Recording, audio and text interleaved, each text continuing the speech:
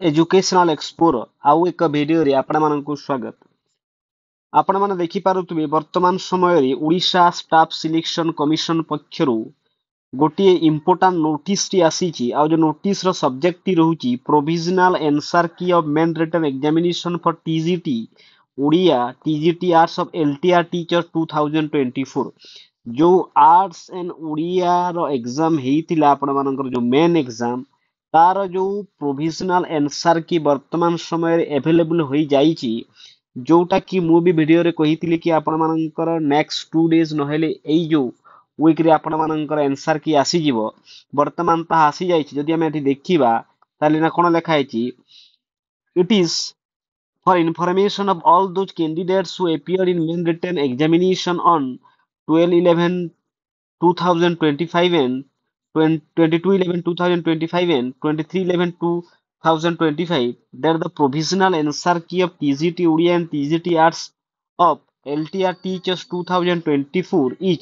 made available in their individual login ID in the commission's website जोटा कि आपण ठीक जाई कि निजरो लॉगिन करी कि देखि पारिबे the candidates intending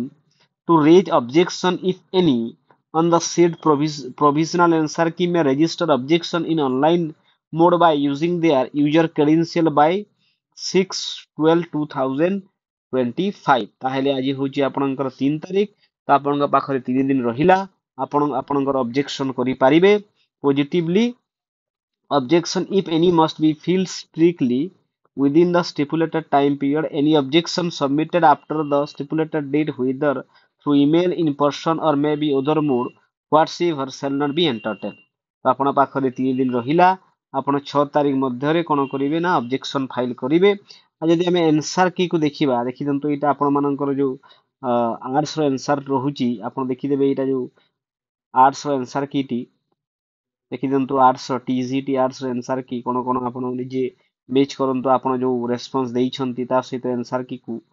तापर जो आपण को लागुची कि ऑब्जेक्शन करिवे ताहा मध्ये आपण करंतो आपण पाखरे 3 दिन समय रहिची तो यह थिला संपूर्ण न्यूज आहुरी एमिति क्या न्यूज देखिबा पई आपण एजुकेशनल एक्सप्लोरर यूट्यूब चैनल को लाइक एंड सब्सक्राइब करि दियंतु थैंक यू धन्यवाद।